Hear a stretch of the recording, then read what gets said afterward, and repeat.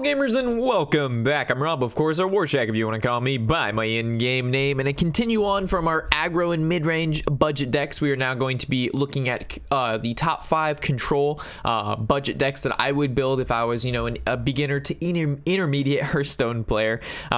With only being able to put in 5 decks, of course you can build other control decks. But if I was a beginner player and if I was recommending another beginner player decks, this is what I would normally be targeting at, as these decks really don't cost a lot in comparison to some of the other control decks that are floating around in the game. Along with that, keep in mind that I haven't included any epics or any legendaries in this deck. It's all either commons, classic base cards, or rare cards. So I've kind of toned down the decks a lot, not to say that they can't win, but just keep in mind that the decks have been toned down. So of course they're not going to have everything normal control decks do, but they still can definitely put up a fight without a doubt. And so the first deck we're going to take a look at here is going to be the Jade Golem Druid. This is actually a pretty popular deck when looking at the Druid class as a whole. Normally there's a couple different renditions of Druid, with this probably at the moment being the most popular Druid deck, or at least one of the most popular Druid decks being played. Again, if we look at the deck list, it's been toned down. Unfortunately, it doesn't contain Aya Blackpaw, which is the legendary that you'd normally put in this deck, but a little bit different than we did from our other two our top 5 budget decks is we didn't talk about the legendaries or epics that we would put in the deck once we obtain them, right? So towards the end of after I describe the deck, I'm going to mention a few cards that if you have them, or if you're interested in building the deck, then we would strive to get those particular more expensive cards, which I'll talk about at the end of each deck that we discuss here. So the basic of this deck is to be able to survive until late game. It has a lot of ramping techniques, which means you cheat mana. So cards such as the Wild Growth and the Jade Blossom allow you to gain more mana than normal, allowing you to accelerate basically where you are in the game. And because you're accelerating your mana, you're able to play basically more creatures or stronger creatures quicker than your opponent. And the creatures that you're looking to play are most likely Azure Drake, the Jade Behemoth, or even getting into having 8 or 9 mana, so you can then play Gadgets and Auctioneer, combo that with a lot of cheap spells which we see in the deck, such as Innervate, Jade Idol, Living Roots, Wrath, Feral Rage, and all of that good stuff. Once you're able to draw a bunch of cards, play a lot of high value minions, during the end of the game you'd normally Jade Idol, and that card has 2 abilities, one of which plays a Jade Golem on the board, the other of which shuffles 3 more Jade Idols into your deck, meaning that you can never really run out of cards because you're always going to be able to put at least 1 Jade Idol back in your deck, which gives you 3, and then you can normally play 2 of them and then again put that last one back in your deck to make 3 more. So you basically have infinite Jade Golems towards the end of the game, and that's basically your win condition in this deck versus any other control deck. Against aggro decks, this deck I don't think performs the best as some other decks we have on the list, due to the fact that, again, this deck is very late game oriented and very value oriented, but not to say this deck can't win against the aggro based decks, because you have Jade Behemoth, which is a taunt. You've got a good amount of board clear, such as the Swipe, the Living Roots, and the Feral Rage, along with the Wrath. You also have the ability to generate armor with Feral Rage, and also Druid of the Claw, of course. So there's a lot of this deck can win against aggro, and it definitely can win against control, but control is mainly what this deck is looking to beat. Cards such as the Ooze and the Mind Control tech are solely in there to be able to kind of take your opponent by surprise, right? You're playing against a Pirate Warrior, you can drop down the Ooze and get rid of their Arcanite Reaper or their War Axe, and then the Mind Control tech, of course, is mostly against Shamans who tend to overfill their board, and then you can definitely grab some good stuff there. Besides that, let's talk about the cards that you normally put in this deck that we're not including because of the fact that this is a budget deck. Those cards would be like Aya Blackpaw, which is a legendary. She's a 6-drop and she helps you summon Jade Golems. Besides that, another card would be Fandral, which is a 4-drop Druid class specific legendary, which combos with any card that has the choose 1 option, because he allows you to choose 2. So your, for example, your Wrath would also deal damage and draw you a card. You don't necessarily have to pick one or the other. Another card would be probably Ragnaros, would fit well in this deck, but he doesn't have to. I would definitely say Aya Blackpaw and the Fandral are kind of the 2 legendaries you're really pushing to put in this deck. All right, so moving on to our next deck we have on the list, which would be Shaman. We have the Jade Golem Shaman. It has basically the same win condition as the Druid deck we just discussed, but instead of having the Jade idols, which again is kind of our late game, never-ending stream of Jade Golems because you cannot fatigue yourself, which means you can't run out of cards. This particular deck has very strong cards such as the Thunderbluff Valiant, the Fire Elemental, the Thing from Below, the Jade Chieftain, that are all of which they generate value, or they're going to generate Jade Golems like the Chieftain. Also keep in mind that the Druid deck that we did go over, you can run the Jade Spirit. I don't think we had that in the list. If we take that or take a quick look back here, I chose not to include the Jade. Oh yeah, we did. Never mind. I lied. For some reason, I didn't see it there. A lot of people though forego the Jade Spirit in replace of more ramp like Wild Growth. And maybe an Ancient of War or something like that, because the card is just very slow. Also, we can't run Brand because it is a legendary, and that's also another card you could put into these decks. I'm not going to cover every legendary because then we're just talking about the normal decks you're going to see on ladder, but I don't mind mentioning a couple here and there.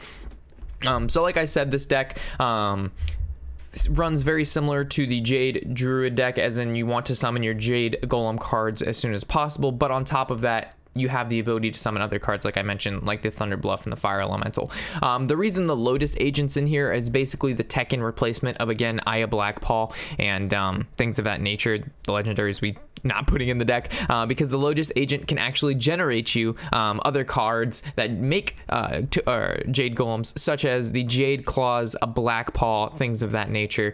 Also, it can summon more Jade Lightning. Basically, your Lotus Agents generate more value for you. And that's why they're in the deck, and they're only rares. I didn't put in Azure Drakes in this particular list because we have 2 Mana Tides, which basically do the same thing. And also the fact that we're not running Spirit Claws because it's an adventure mode card means this deck doesn't have to run as much spell power synergy because the Spirit Claws aren't in the deck. Also, on top of that, there is not the Maelstrom Portal. So again, Azure Drake doesn't make as much sense because there's only Stormcrack and Lightning Storm, which are both good on their own. Besides that, it has a very similar early game. I've replaced Tunnel Trog with Argent Squires. We replaced Maelstrom Portal with Stormcrack, and then besides that, it should basically look the same. And also, this isn't an aggro, and this isn't a mid range, so we haven't put in the 4-drop 7/7. So overall, very solid deck. And then of course, the cards you're going to look to get later on is going to be Aya Blackpaw. And then maybe the adventure modes for cards like Maelstrom Portal and Tunnel Trog is kind of what you want to lead into here. Keep in mind, though, that the Tunnel Trog is going to be cycling out at the next cycle period. So just look and watch out for that. Oh, no, not. The Totem Golem is, too. My bad. All right, so moving on to the next one is going to be Priest, and this is going to be the Cthulhu Priest, a deck that we probably don't see at all right now, but I figured Priest needed a little love, and with Cthulhu being basically a free legendary that you can obtain through opening, I believe, your first Old Gods packs. He doesn't cost 1,600 dust, so I don't want you freaking out that he's a legendary that costs 1,600 and you're a new player, and how could you afford that? He's a free legendary that you can just obtain by simply opening one Old God packs. Besides that, the beginning of this deck runs very similar to most priests. Of course, it has the Northshire Cleric, the Power Ward Shields, the Shadow Ward Pain, and your Shadow Ward Deaths. All these are basically your single target small removal, your single target large scale removal.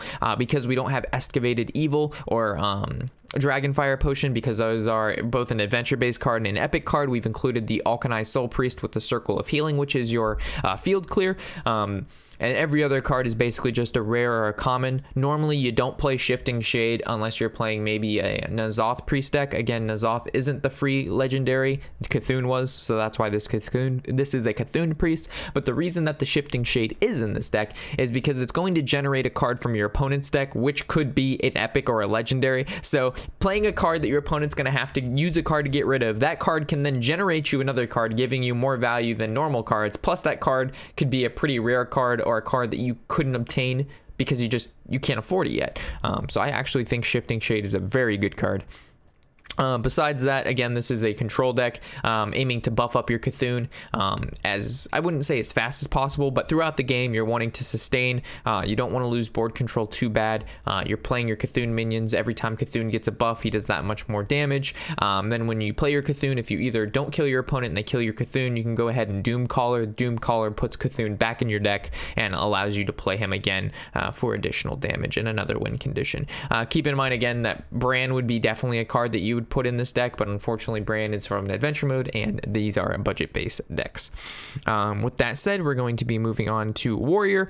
This is going to be a Cthulhu Warrior, which basically is going to run exactly the same as the Cthulhu Priest, where you're buffing your Cthulhu throughout the entire game, and then of course playing the Cthulhu for burst damage, resummoning him with Doomcaller if you don't win.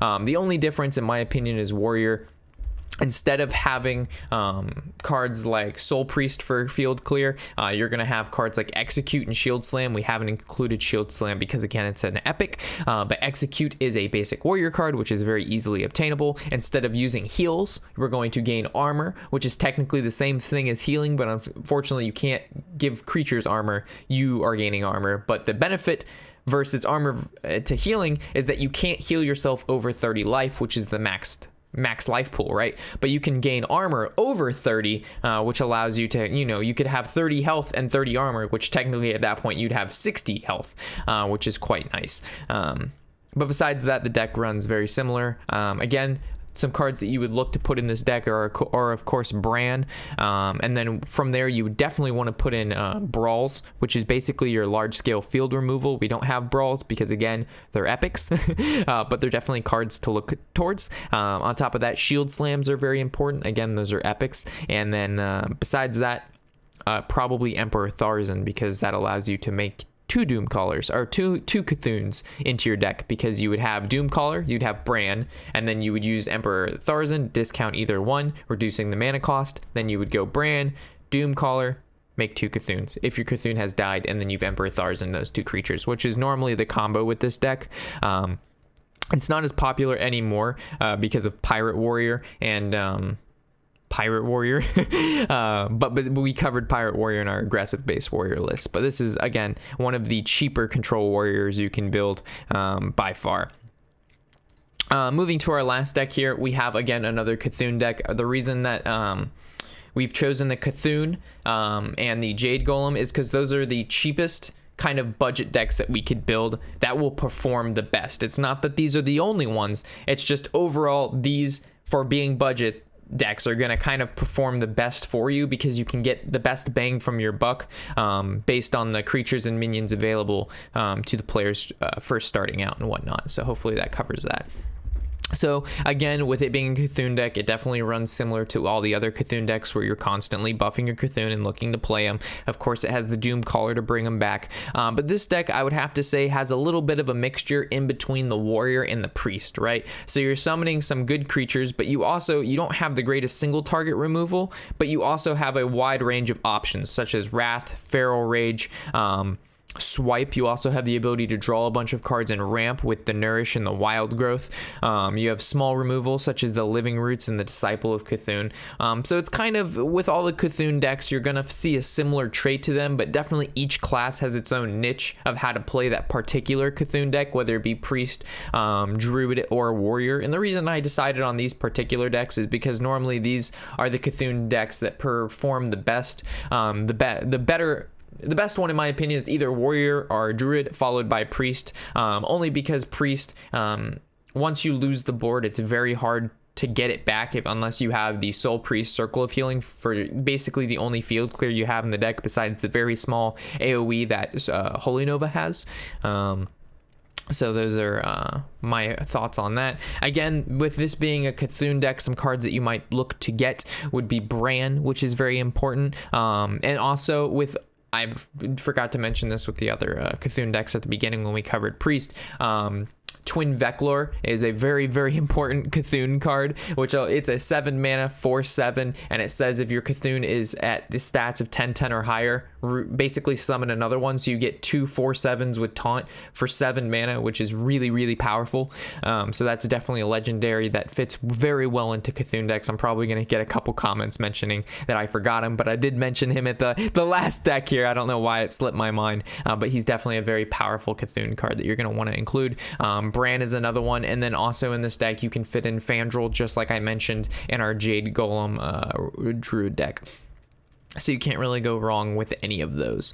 So besides that basically wraps up our top 5 control budget-based decks. Again, these are budget decks, guys. I've played with them. They've done fairly well. Again, they're not going to get you to legend, but they will be better than the average player at the beginner ranks in Hearthstone. You definitely have an edge if you're playing these decks, and at least or come close to playing these decks, because again, they're fairly easy to build, and they're a good kind of introductory deck. I'm messing up. My voice is killing me already. Introductory.